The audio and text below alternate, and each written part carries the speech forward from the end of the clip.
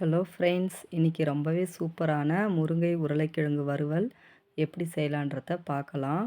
முருங்கைக்கீரையில் பார்த்திங்கன்னா நிறைய சத்துக்கள் இருக்குது. இரும்பு சத்து, vitamin A, vitamin C, vitamin B complex போன்ற எல்லா சத்துக்களுமே அடங்கியிருக்கு. இது உடலுக்கு ரொம்பவே நல்லது.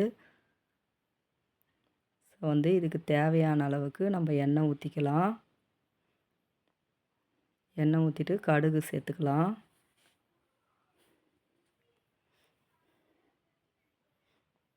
கடுகு பொரியட்டும். கடுகு பொரிஞ்சதும் நம்ம ஒரு ஸ்பூன் அளவுக்கு உளுந்து சேர்த்துக்கலாம். உளுத்தம்பருப்பு சேர்த்து அதையுமே நல்லா மிக்ஸ் பண்ணி விட்டுக்கலாம். நெக்ஸ்ட்டு பார்த்திங்கன்னா சீரகம் 1/4 ஸ்பூன் அளவுக்கு சேர்த்துருக்கேன். அதையுமே சேர்த்துக்கலாம்.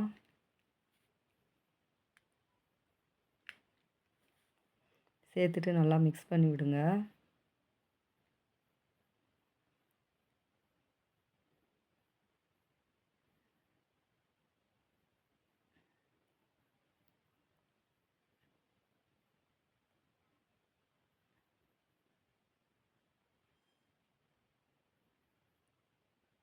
அடுத்ததாக பார்த்திங்கன்னா பெருங்காயத்தூள் கொஞ்சமாக சேர்த்துக்கலாம். சேர்த்துட்டு மிக்ஸ் பண்ணி விட்டுக்கலாம்.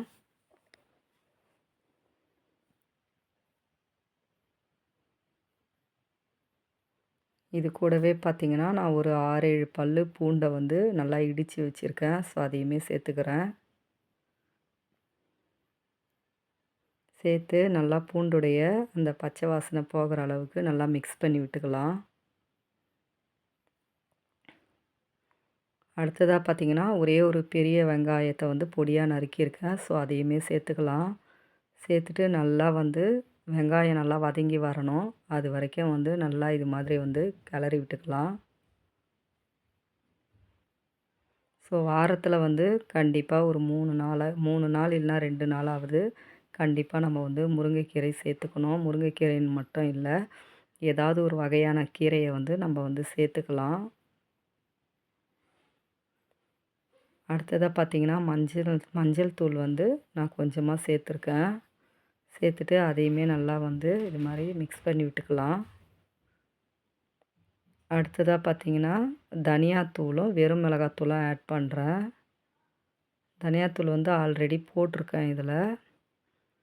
ஸோ அந்த வீடியோ ஸ்கிப் ஆகிடுச்சு. தனி மிளகாத்தூள் தான் போட்டிருக்கேன் நான்.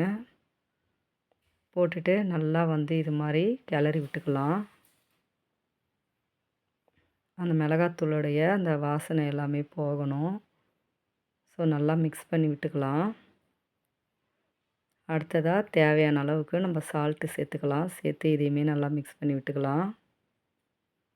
கண்டிப்பாக இந்த முருங்கைக்கீரை உருளைக்கிழங்கு வறுவல் ரொம்பவே டேஸ்ட்டாக இருக்கும். கண்டிப்பாக குழந்தைங்களுக்கு செஞ்சு கொடுங்க. அதே மாதிரி உருளைக்கிழங்கு பிடிக்காத குழந்தைங்களே இருக்க மாட்டாங்க. ஸோ தனியாக நம்ம கீரை பெரட்டி கொடுக்குறத விட உருளைக்கிழங்குல சேர்த்து கொடுத்தோன்னா குழந்தைங்க விரும்பி சாப்பிடுவாங்க. அடுத்ததாக பார்த்திங்கன்னா நான் ஒரு கப் அளவுக்கு முருங்கைக்கீரையை தான் சுத்தம் பண்ணிவிட்டு நல்லா வாஷ் பண்ணிவிட்டு எடுத்துன்னு வந்தேன். அதையுமே இதில் சேர்த்துக்கிட்டு நல்லா கிளறி விட்டுக்கலாம்.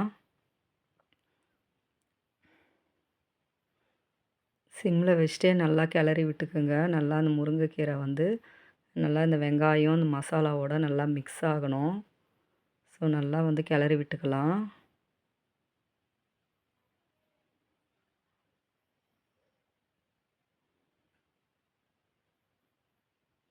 முருங்கைக்கீரையில் பார்த்திங்கன்னா கால்சியம் சத்தும் இருக்குது.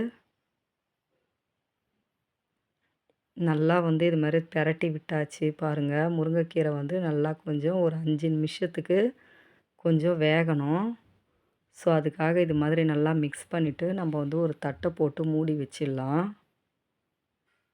இதுக்கு இடையில் என்ன பண்ணலான்னு பார்த்தீங்கன்னா லேசாக தண்ணி சும்மா தெளித்து விடலாம். தண்ணி ஊற்றக்கூடாது அப்படியே.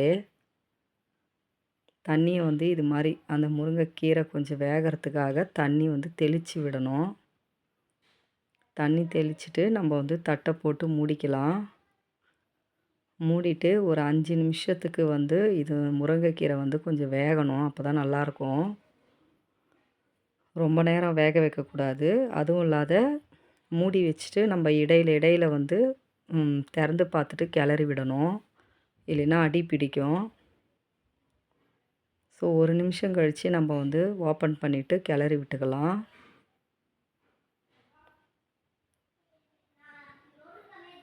ஒரு முறையும் அது மாதிரி வந்து ஒரு 5 நிமிஷத்துக்குள்ளே ஓப்பன் பண்ணிவிட்டு நம்ம கிளறி விட்டோன்னா ஆட்டோமேட்டிக்காக வந்து அந்த கீரை கொஞ்சம் நல்லா வெந்து சுருண்டு வந்துடும். பாருங்கள், திரும்ப நான் வந்து ஓப்பன் பண்ணிவிட்டு கிளறி விட்டுக்கிறேன். சூப்பராக வந்துடுச்சு பாருங்கள். முருங்கைக்கீரையும் நல்லாவே வெந்துடுச்சு. இந்த அளவுக்கு இருந்தால் போதுங்க.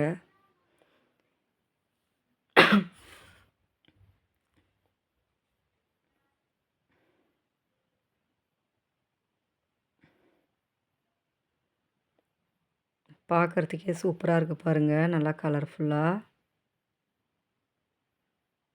ஸோ வந்து மூடி போட்டு மூடிடலாம். மூடிட்டு இன்னும் ஒரே ஒரு செகண்ட் மட்டும் இதுவாகட்டும். திரும்ப ஓப்பன் பண்ணிக்கலாம்.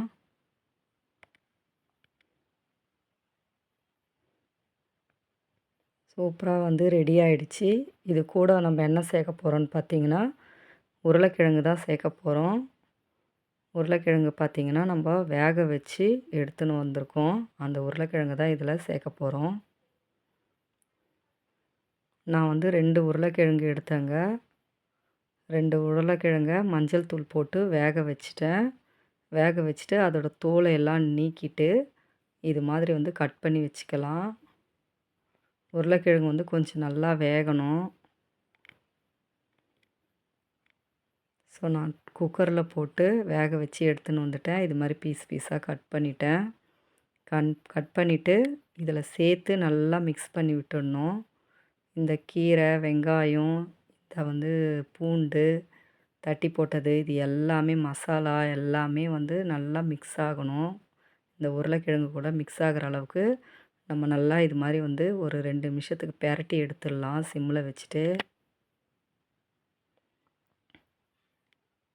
பாருங்கள், சூப்பராக வந்துடுச்சு.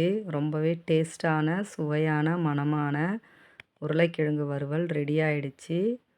அதோட ஸ்பெஷல் என்ன அப்படின்னு பார்த்தீங்கன்னா, முருங்கைக்கீரை தான். முருங்கைக்கீரைக்கும் இந்த உருளைக்கிழங்குக்கும் சூப்பர் காம்பினேஷனுங்க. ரொம்பவே நல்லாயிருக்கும்.